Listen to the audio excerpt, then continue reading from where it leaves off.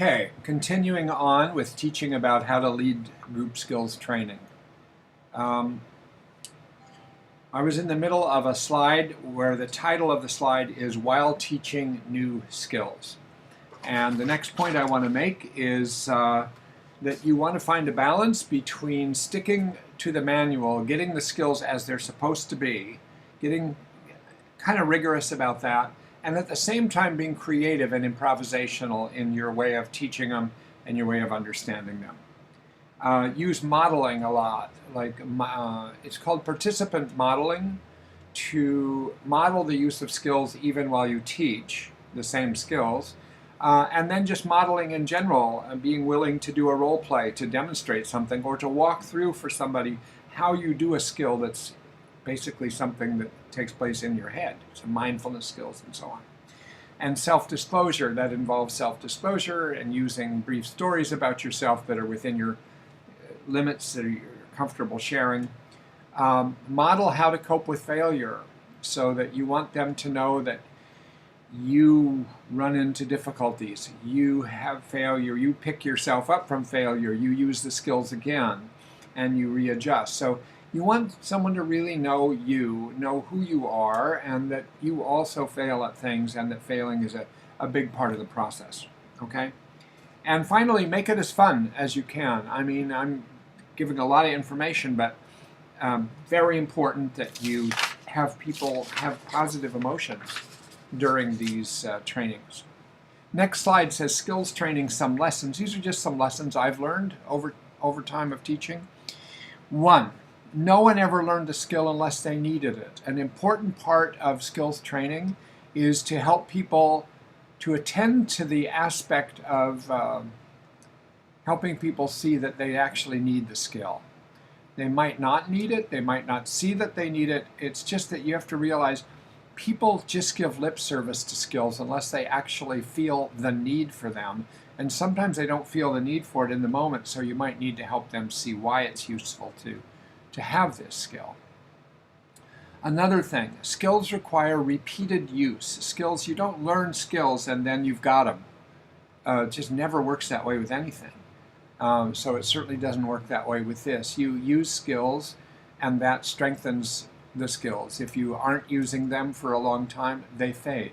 So the idea is that you keep using them. So if people say, well, I took this before and I didn't get it, that's understandable. You've got to keep at these things.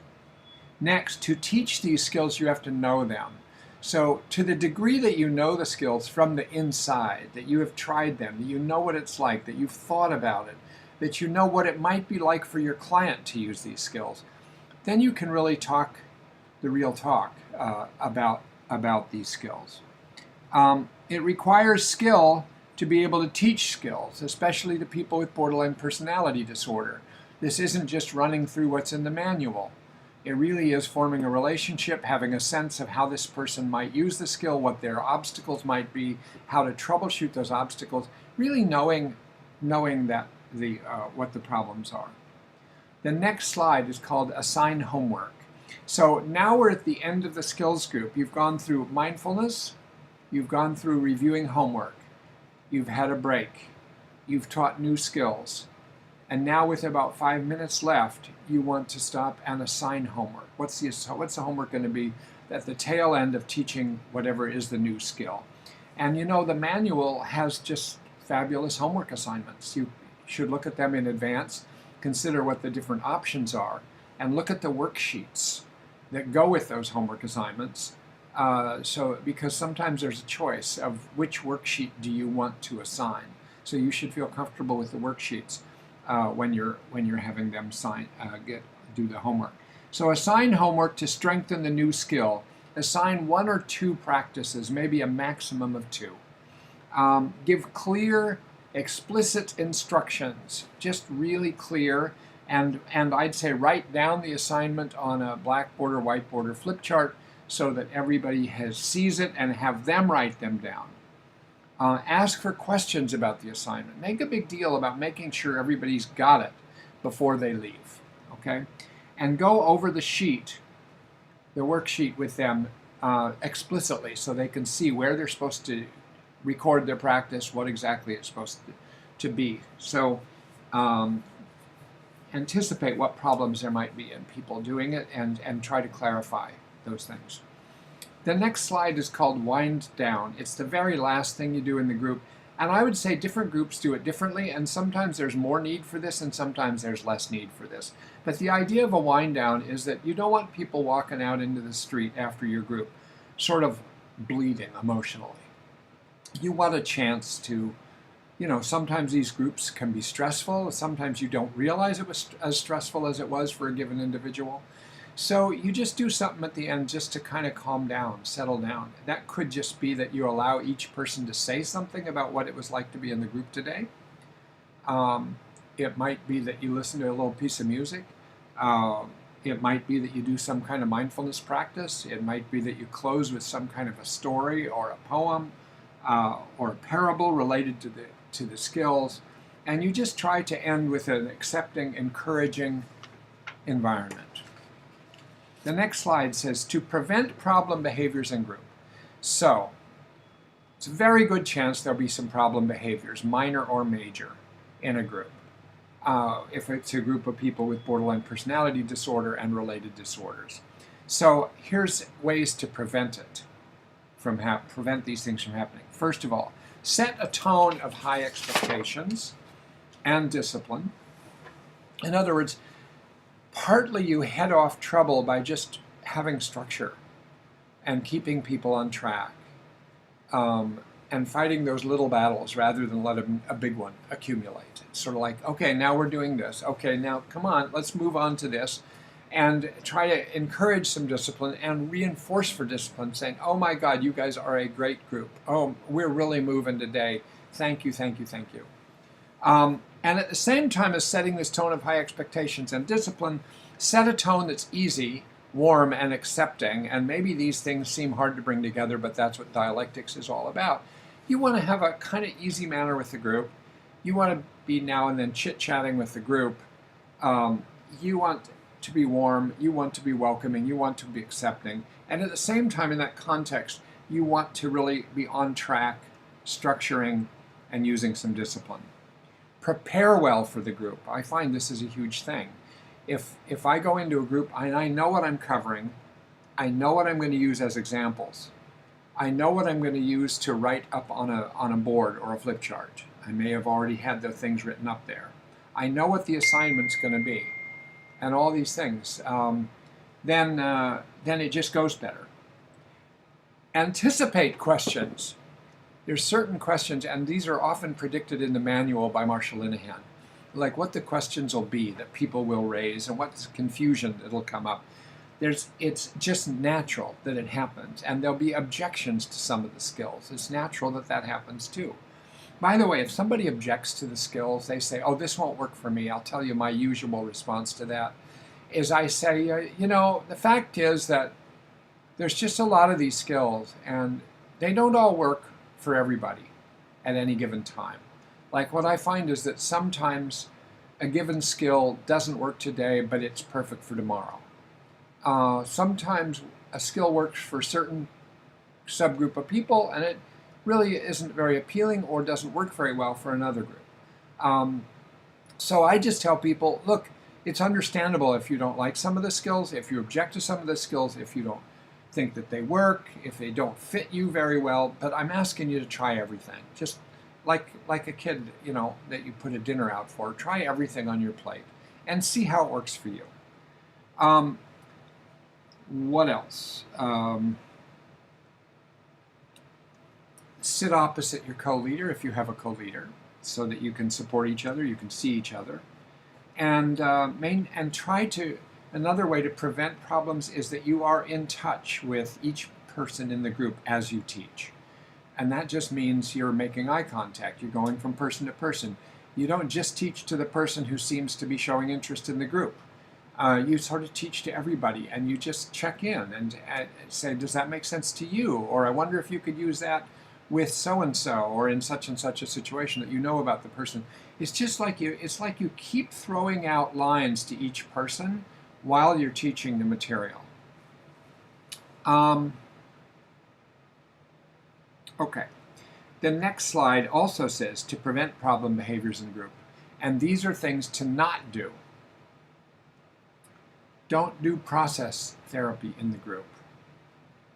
I've gone over that before, but just want to emphasize that again. It is so easy, especially if you've been a group therapist before, or if you're not sure what you're doing. It's easy just to default into processing what's going on in the group and talking about it. And next thing you know, the group turns into a different kind of group where it's hard to keep people on track with skills. Certain effort involved in sticking with working on skills. Try not to blame clients. It's so easy to do that. You know, like you can raise questions about, gee, well, why couldn't you do that? And you ask it in a certain tone that suggests there's something wrong with them. And they've heard that all their lives.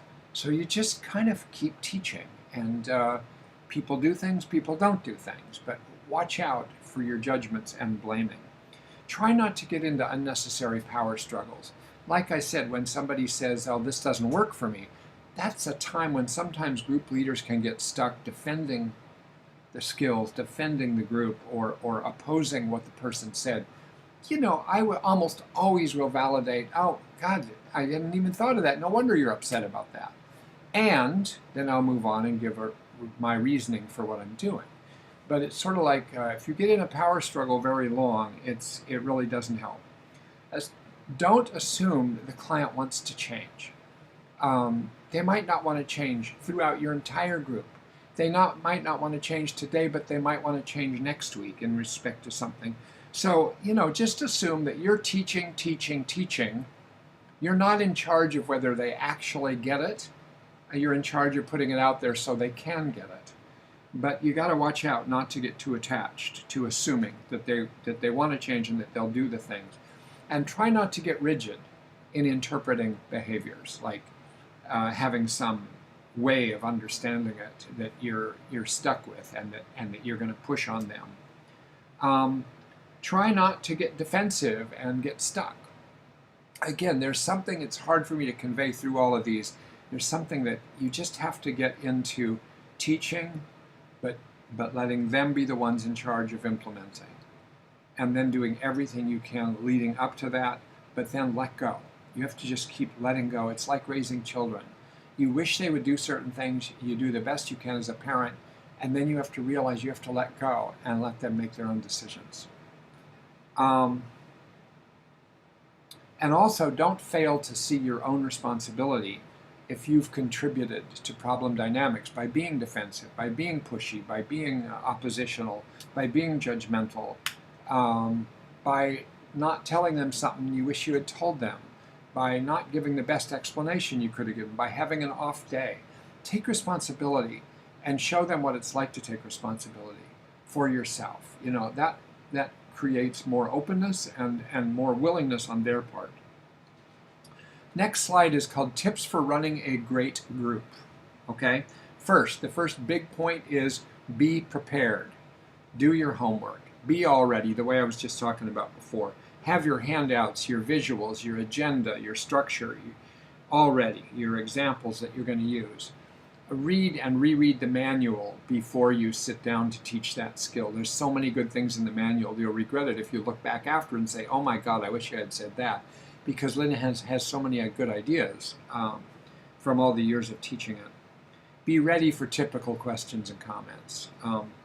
That helps a lot. Create a lively, warm, and enjoyable interaction with your co-leader.